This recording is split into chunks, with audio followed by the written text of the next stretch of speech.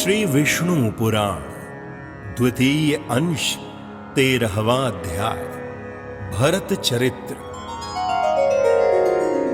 श्री मैत्रेय जी बोले, हे भगवन, मैंने पृथ्वी, समुद्र, नदियों और ग्रहगण की स्थिति आदि के विषय में जो कुछ पूछा था सो सब आपने वर्णन कर दिया। उसके साथ ही आपने ये भी बतला दिया कि किस प्रकार ये समस्त त्रिलोकी भगवान विष्णु के ही आश्रित है और कैसे परमार्थ स्वरूप ज्ञान ही सब में प्रधान है। किंतु भगवन, आपने पहले जिसकी चर्चा की थी वह राजा भरत का चरित्र मैं सुनना चाहता हूं, कृपा करके कहिए। कहते हैं वे राजा भरत निरंतर योग युक्त होकर भगवान वासुदेव में चित्त लगाए शालग्राम क्षेत्र में रहा करते थे। इस प्रकार पुण्य देश के प्रभाव और हरि चिंतन से भी उनकी मुक्ति क्यों नहीं हुई, जिससे उन्हें फिर ब्राह्मण का जन्म लेना पड़ा। हे मुनिश्रेष्ठ, ब्राह्मण होकर भी उन महात्मा भरत जी ने फिर जो कुछ किया वह सब आप कृपा करके मुझसे कहिए। श्री पराशर जी बोले, हे मैत्रेय, वे महाभाग पृथ्वी पति भरत जी भगवान में चित्त लगाए चिरकाल तक शालग्राम क्षेत्र में रहे। गुणवानों में श्रेष्ठ उन भरत जी ने अहिंसा आदि संपूर्ण गुण और मन के संयम में परम उत्कर्ष लाभ किया। हे यज्ञेश, हे अच्युत, हे गोविंद, हे माधव, हे अनंत, हे केशव, हे कृष्ण, हे विष्णु, हे ऋषिकेश, हे वासुदेव, आपको नमस्कार है। इस प्रकार राजा भरत निरंतर केवल भगवान नामों का ही उच्चारण किया करते थे। हे मैत्रेय, वे स्वप्न में भी इस पद के अतिरिक्त और कुछ नहीं कहते थे और न कभी इसके अर्थ के अतिरिक्त और कुछ चिंतन ही करते थे। वे निःसंग योग युक्त और तपस्वी राजा भगवान की पूजा के लिए केवल समिध, पुष्प और कुशा का ही संचय करते थे। इसके अतिरिक्त वे कोई और कर्म नहीं करते थे। एक दिन वे स्नान के लिए नदी पर गए और वहां स्नान करने के अनंतर उन्होंने स्नानोत्तर क्रियाएं की। हे ब्राह्मण, इतने ही में उस नदी तीर पर एक शीघ्र ही बच्चा जनने वाली आसन्न प्रसवा प्यासी हरिणी वन में से जल पीने के लिए आई। उस समय जब वह प्रायः जल पी चुकी थी, वहां सब प्राणियों को भयभीत कर देने वाले सिंह की गंभीर गर्जना सुनाई पड़ी। तब वह अत्यंत भयभीत हो अकस्मात उछलकर नदी के तट पर चढ़ गई। अतः अत्यंत उच्च स्थान पर चढ़ने के कारण उसका गर्भ नदी में गिर गया। नदी की तरंग मालाओं में पड़कर बहते हुए उस गर्भ भ्रष्ट मृग बालक को राजा भरत ने पकड़ लिया। हे मैत्रेय, गर्भपात के दोष से तथा बहुत ऊंचे उछलने के कारण वह हरिणी भी पछाड़ खाकर गिर पड़ी और मर गई। उस हरिणी को मरी हुई देख तपस्वी भरत उसके बच्चे को अपने आश्रम पर ले गए। हे मुने, फिर राजा भरत उस मृग छौने का नित्य प्रतिपालन पोषण करने लगे और वह भी उनसे पोषित होकर दिन दिन बढ़ने लगा। वह बच्चा कभी तो उस आश्रम के आसपास ही घास चरता रहता और कभी वन में दूर तक जाकर फिर सिंह के भय से लौट आता। प्रातः काल वह बहुत दूर भी चला जाता तो भी सायंकाल को फिर आश्रम में ही लौट आता और भरत जी के आश्रम की पर्णशाला के आंगन में पड़ रहता। हे द्विज, इस प्रकार कभी पास और कभी दूर रहने वाले उस मृग में ही राजा का चित्त सर्वदा आसक्त रहने लगा। वह अन्य विषयों की ओर जाता ही नहीं था। जिन्होंने संपूर्ण राजपाट और अपने पुत्र तथा बंधु बांधवों को छोड़ दिया था, वे ही भरत जी उस हरिण के बच्चे पर अत्यंत ममता करने लगे।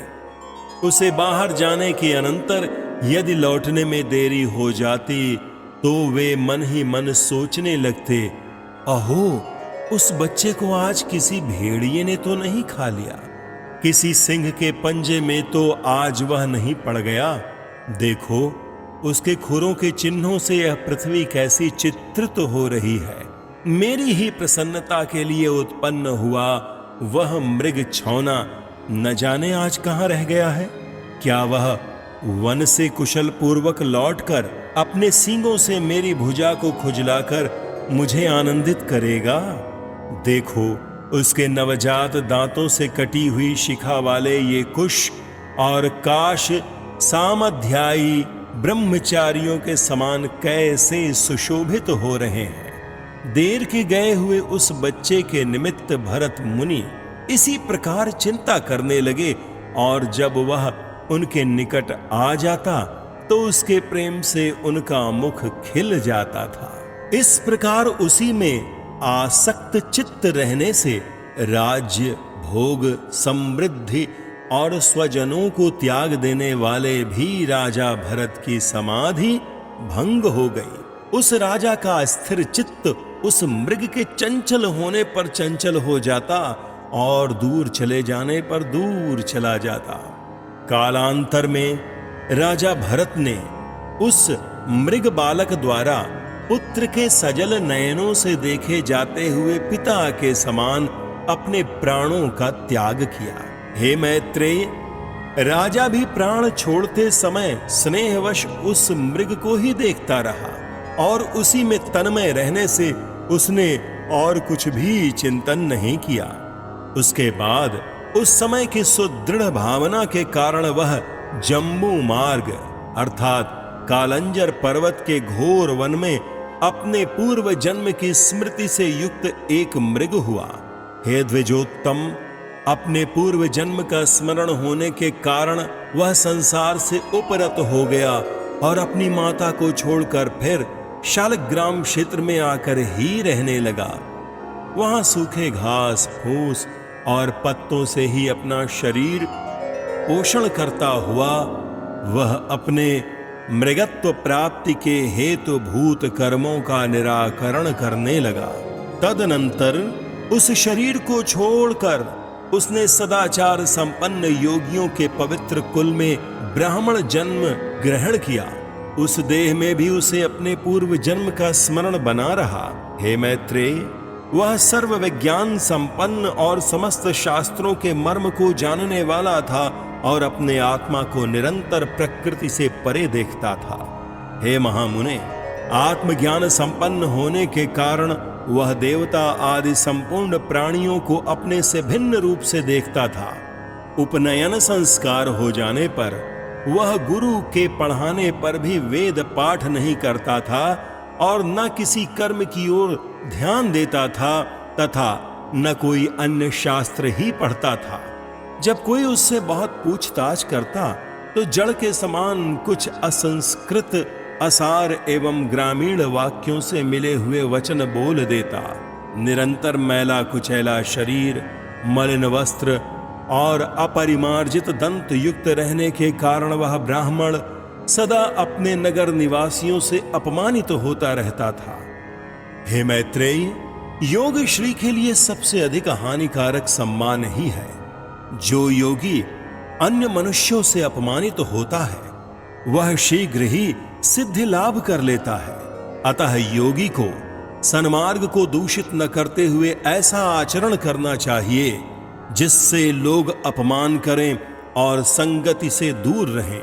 हिरण्य गर्भ के इस सार युक्त वचन को स्मरण रखते हुए वे महामति विप्रवर अपने आप को लोगों में जड़ और उन्मत्त सा ही प्रकट करते थे। कुलमाश अर्थात जौ आदि, धान, शाक, जंगली फल अथवा कण आदि जो कुछ भक्ष्य मिल जाता, उस थोड़े से को भी बहुत मानकर वे उसी को खा लेते और अपना कालक्षेप करते रहते। फिर पिता के शांत हो जाने पर उनके भाई बंधु उनका सड़े गले अन्न से पोषण करते हुए उनसे खेती बाड़ी का कार्य कराने लगे।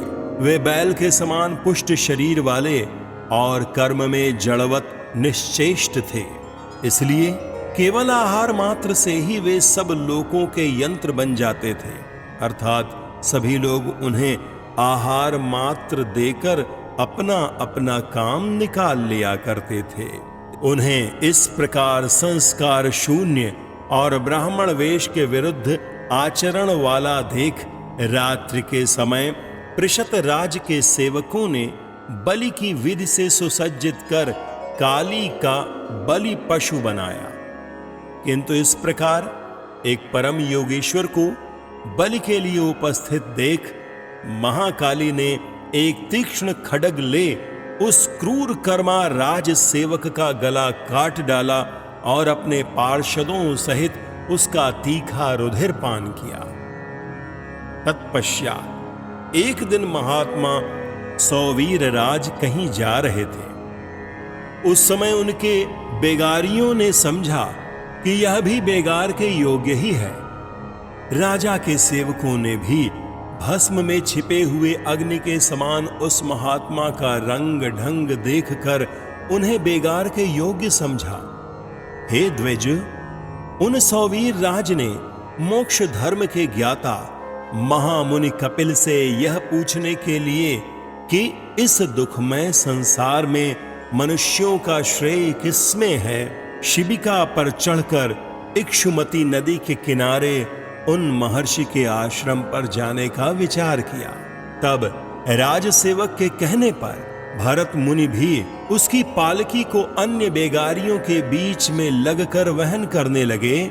इस प्रकार बेगार में पकड़े जाकर अपने पूर्व जन्म का स्मरण रखने वाले संपूर्ण विज्ञान के एकमात्र पात्र वे विप्रवर अपने पापमय प्रारब्ध का क्षय करने के लिए उस शिबिका को उठाकर चलने लगे।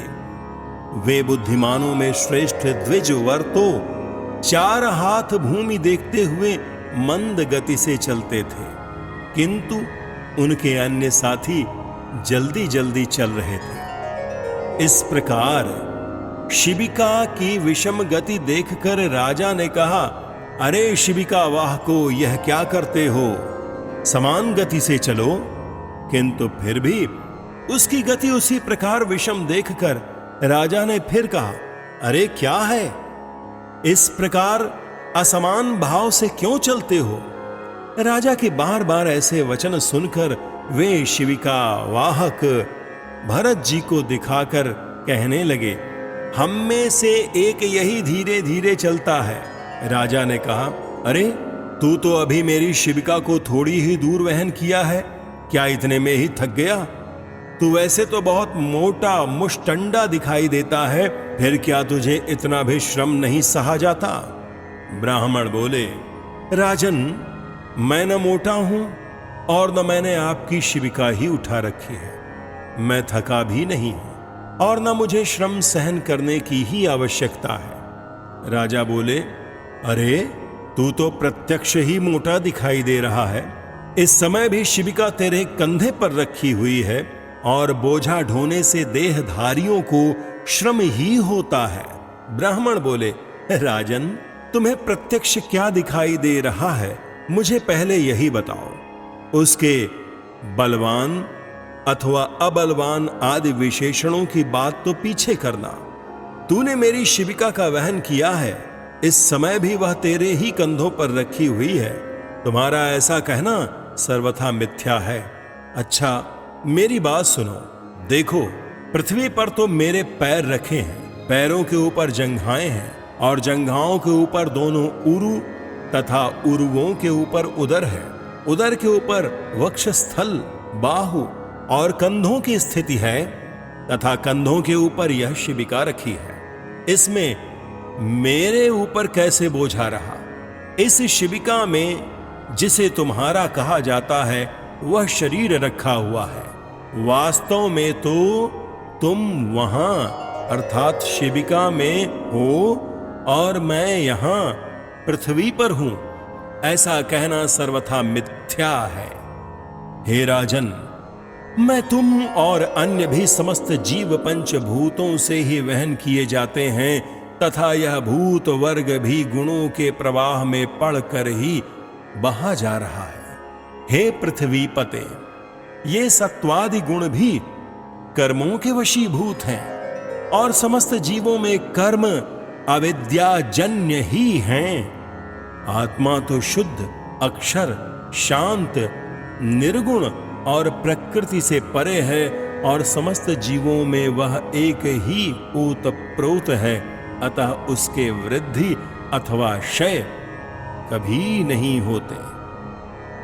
हे नृप, जब उसके उपचय अपचय ये दोनों ही नहीं होते तो तुमने यह बात किस युक्ति से कही कि तू मोटा है? यदि क्रमशः पृथ्वी, पाद, जंघा, कटी, उर और उदर पर स्थित कंधों पर रखी हुई यह शिबिका मेरे लिए भार रूप हो सकती है, तो उसी प्रकार तुम्हारे लिए भी तो हो सकती है, क्योंकि ये पृथ्वी आदि तो जैसे तुमसे पृथक हैं वैसे ही मुझ आत्मा से भी सर्वथा भिन्न है, तथा इस युक्ति से तो अन्य समस्त जीवों ने भी केवल शिबिका ही नहीं बल्कि संपूर्ण पर्वत, वृक्ष, गृह और पृथ्वी आदि का भार उठा रखा है। हे राजन, जब प्रकृति जन्य कारणों से पुरुष सर्वथा भिन्न है तो उसका परिश्रम भी मुझको कैसे हो सकता है? और जिस द्रव्य से यह शिबिका बनी हुई है उसी से यह आपका, मेरा अथवा सबका शरीर भी बना हुआ है, जिसमें कि ममत्व का आरोप किया हुआ है। श्री पराशर जी बोले, ऐसा कह वे द्विजवर शिविका को धारण किए हुए ही मौन हो गए और राजा ने भी तुरंत पृथ्वी पर उतरकर उनके चरण पकड़ लिए। राजा बोला, अहो द्विजराज, इस शिबिका को छोड़कर आप मेरे ऊपर कृपा कीजिए। प्रभु, कृपया बताइए, इस जड़ वेश को धारण किए आप कौन हैं?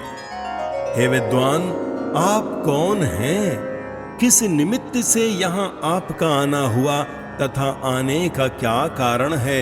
यह सब आप मुझसे कहिए। मुझे आपके विषय में सुनने की बड़ी उत्कंठा हो रही है। ब्राह्मण बोले, हे राजन सुनो, मैं अमुक हूं, यह बात कही नहीं जा सकती, और तुमने जो मेरे यहां आने का कारण पूछा सो आना जाना आदि सभी क्रियाएं कर्म फल के उपभोग के लिए ही हुआ करते हैं। सुख दुख का भोग ही देह आदि की प्राप्ति कराने वाला है तथा धर्माधर्म जन्य सुख दुखों को भोगने के लिए ही जीव देहादि धारण करता है। हे भूपाल, समस्त जीवों की संपूर्ण अवस्थाओं के कारण ये धर्म और अधर्म ही है। फिर विशेष रूप से मेरे आगमन का कारण तुम क्यों पूछते हो? राजा बोला, अवश्य ही समस्त कर्मों में धर्म और अधर्म ही कारण है और कर्म फल के उपभोग के लिए ही एक देह से दूसरे देह में जाना होता है। किंतु आपने जो कहा कि मैं कौन हूं यह नहीं बताया जा सकता, इसी बात को सुनने की मुझे इच्छा हो रही है। हे ब्राह्मण, जो है अर्थात जो आत्मा कर्ता भोक्ता रूप से प्रतीत होता हुआ सदा सत्ता रूप से वर्तमान है, वही मैं हूं, ऐसा क्यों नहीं कहा जा सकता? हे द्विज, ये अहम शब्द तो आत्मा में किसी प्रकार के दोष का कारण नहीं होता। ब्राह्मण बोले, हे राजन, तुमने जो कहा कि अहम शब्द से आत्मा में कोई दोष नहीं आता सो ठीक ही है, किंतु अनात्मा में ही आत्मत्व का ज्ञान कराने वाला भ्रांति मूलक अहम शब्द ही दोष का कारण है। हे नृप, अहम शब्द का उच्चारण जिह्वा, दंत, ओष्ठ और तालु से ही होता है, किंतु यह सब उस शब्द के उच्चारण के कारण है, अहम मैं नहीं। तो क्या जिह्वादि कारणों के द्वारा यह वाणी ही स्वयं अपने को अहम कहती है? नहीं। अतः ऐसी स्थिति में तू मोटा है ऐसा कहना भी उचित नहीं है। सिर तथा कर चरणादि रूप यह शरीर भी आत्मा से पृथक ही है। अतः हे राजन, इस अहम शब्द का मैं कहां प्रयोग करूं? तथा हे नृप श्रेष्ठ, यदि मुझसे भिन्न कोई और भी सजातीय आत्मा हो तो भी यह मैं हूं और यह अन्य है ऐसा कहा जा सकता था। किंतु जब समस्त शरीरों में एक ही आत्मा विराजमान है, तब आप कौन हैं, मैं वह हूं, ये सब वाक्य निष्फल ही हैं। तू राजा है, यह शिबिका है, ये सामने वाले शिबिका वाहक हैं तथा ये सब तेरी प्रजा हैं। हे नृप, इनमें से कोई भी बात परमार्थतः सत्य नहीं है। हे राजन, वृक्ष से लकड़ी हुई और उससे तेरी यह शिबिका बनी, तो बता इसे लकड़ी कहा जाए या वृक्ष? किंतु महाराज वृक्ष पर बैठे हैं ऐसा कोई नहीं कहता, और न कोई तुझे लकड़ी पर बैठा हुआ ही बताता है। सब लोग शिबिका में बैठा हुआ ही कहते हैं। हे नृप श्रेष्ठ, रचना विशेष में स्थित लकड़ियों का समूह ही तो शिबिका है। यदि वह उससे कोई भिन्न वस्तु है तो काष्ठ को अलग करके उसे ढूंढो। इसी प्रकार छत्र की शलाकाओं को अलग रखकर छत्र का विचार करो कि वह कहां रहता है। यही न्याय तुम में और मुझ में लागू होता है, अर्थात मेरे और तुम्हारे शरीर भी पंचभूत से अतिरिक्त और कोई वस्तु नहीं है। पुरुष, स्त्री, गौ, अज, अश्व, गज, पक्षी और वृक्ष आदि लौकिक संज्ञाओं का प्रयोग कर्म हेतुक शरीरों में ही जानना चाहिए। हे राजन, पुरुष तो न देवता है न मनुष्य है, न पशु है और न वृक्ष है। ये सब तो कर्मजन्य शरीरों की आकृतियों के ही भेद हैं। लोक में धन, राजा, राजा के सैनिक तथा और भी जो वस्तुएं हैं, हे राजन, वे परमार्थतः सत्य नहीं हैं, केवल कल्पनामय ही हैं। जिस वस्तु की परिणाम आदि के कारण होने वाली कोई संज्ञा कालांतर में भी नहीं होती, वही परमार्थ वस्तु है। हे राजन, ऐसी वस्तु कौन सी है? तू अपने ही को देख। समस्त प्रजा के लिए तू राजा है, पिता के लिए पुत्र है, शत्रु के लिए शत्रु है, पत्नी का पति है और पुत्र का पिता है। हे राजन, बतला, मैं तुझे क्या कहूं? हे महीपते, तू क्या यह सिर है अथवा ग्रीवा है या पेट है अथवा पाद आदि में से कोई है? तथा ये सिर आदि भी तेरे क्या हैं? हे पृथ्वीश्वर, तू इन समस्त अवयवों से पृथक है तथा सावधान होकर विचार कि मैं कौन हूं। हे महाराज, आत्म तत्व इस प्रकार व्यवस्थित है, उसे सबसे पृथक करके ही बताया जा सकता है। तो फिर मैं उसे अहम शब्द से कैसे बतला सकता हूं? इति श्री विष्णु पुराणे द्वितीय अंशे 13 अध्यायः।